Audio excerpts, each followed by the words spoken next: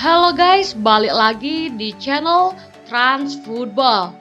Di luar bisingnya hiruk pikuk transfer, kita tak pernah memikirkan bahwa beberapa operasi transfer kali ini banyak menyangkut para pemain asal negeri Samba. Bahkan 3 diantaranya menjadi komoditi terpanas transfer musim panas ini. Tidak dipungkiri bahwa nama-nama seperti Gabriel Jesus, Richarlison maupun Rafinha merupakan bagian dari senjata perang masa depan timnas Brazil yang diperebutkan banyak klub musim panas ini. Apakah para pemain Brazil itu benar-benar dibutuhkan oleh para pembelinya ataukah hanya menjadi pemanis transfer saja? Harga pemain sekarang ini melonjak tajam. Bahkan sekelas pemain muda sekalipun, tak heran klub-klub berlomba-lomba secepat mungkin merogoh kocek sedalam mungkin dari sakunya agar tak ditikung oleh klub lain. Tak terkecuali apa yang terjadi dengan kasus transfer Rafinha, Gabriel Jesus dan Richarlison. Ketiga pemuda Brazil itu dalam bursa transfer musim panas kali ini banjir tawaran. Dari segi usia masih muda ditambah performanya musim lalu yang bagus, membuat ketiganya laku keras. Klub-klub seperti Arsenal, Chelsea, Barcelona, Tottenham berbondong-bondong menawar 3 talenta muda Brazil itu. Beberapa penawaran itu tentu tak sembarangan.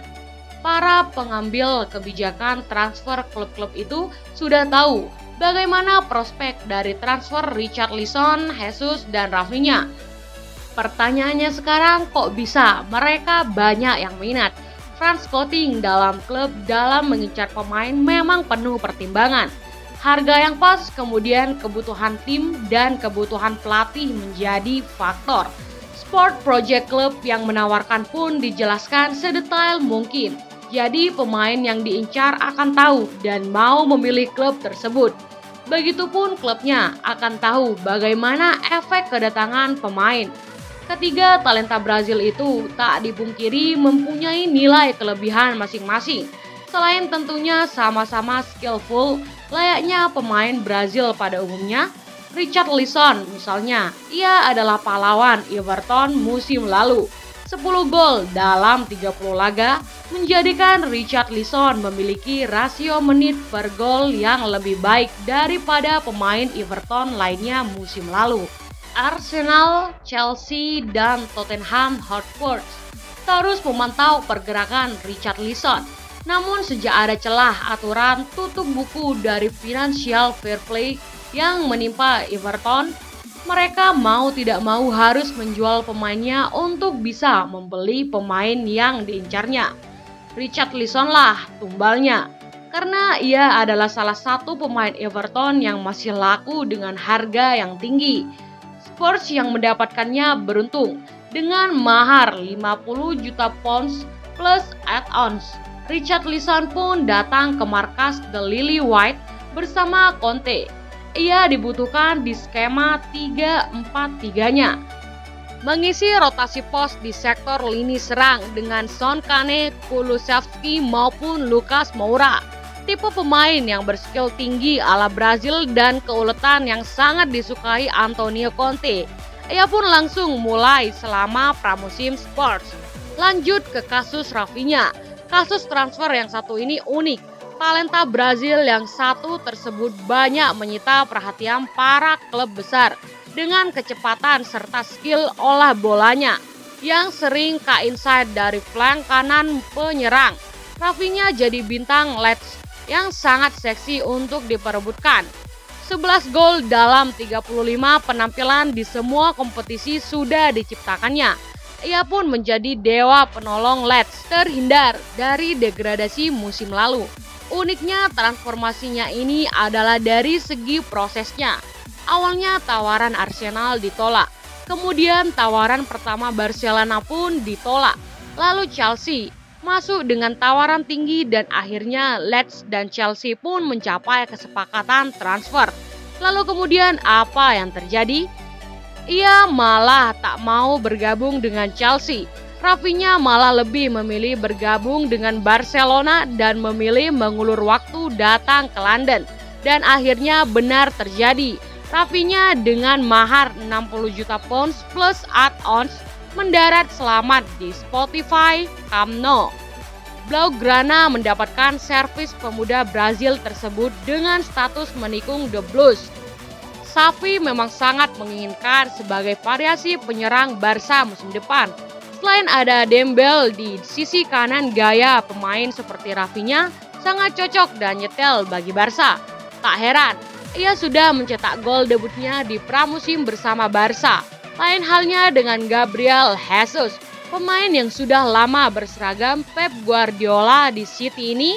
Kemudian seketika posisinya terancam akan kedatangan Erling Haaland dan Julian Alvarez.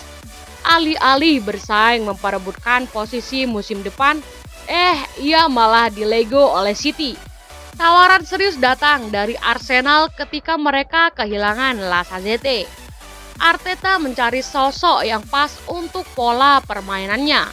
Gabriel Jesus yang juga pernah bersama Arteta di City adalah jawaban yang cocok bagi Arsenal. Mahar 50 juta pounds menjadi good deal bagi City maupun Arsenal. Kemampuan yang masih prima dari seorang Gabriel Jesus pun terbukti ketika ia sudah memborong banyak gol di laga pramusimnya bersama The Gunners. Dari perjalanan transfer Rafinha, Richarlison dan Jesus, tentu selain klub yang diuntungkan, timnas Brazil pun ketiban berkahnya. Bagaimana tidak dengan diburunya para pemain asal Brazil tersebut menandakan bahwa kualitas para pemain itu masih yang terbaik. Brazil yang kodratnya sebagai pencetak talenta-talenta sepak bola handal memang tak pernah padam. Dari zaman Pele, Ronaldo, Rivaldo, Romario, Bebeto, hingga era sekarang ada Neymar, Richarlison, Rafinha, Jesus Vinicius, Rodrigo, Gabriel Barbosa, Erteni, dan masih banyak lagi. Para penyerang Brazil saat ini selain membawa berkah, di sisi lain juga membawa bencana. Ia dengan banyak stok yang kemampuannya merata seperti para penyerang Brazil ini, kalau tak pandai mengelolanya akan jadi bumerang. Jika Brazil tak mampu merawat ego para pemain muda ini, bisa jadi apa yang direncanakan sebagai senjata perang Brazil suatu saat bisa hancur. Mengingat era gelombang baru didominasi dengan para pemuda yang egonya masih belum bisa terkontrol. Para pemain muda ini masih berkembang di klubnya masing-masing. Dan apa yang dilakukan Rafinha, Richarlison maupun Jesus dengan kepindahannya ke klub yang mampu menambah kualitasnya adalah sesuatu yang tepat. Sekarang kita tunggu saja apakah mereka mampu membuktikan di ketatnya kompetisi atau justru melempem. Oke, sampai di sini dulu pada video kali ini. Jangan lupa like, komen, dan subscribe. Saya pamit undur diri dan salam olahraga.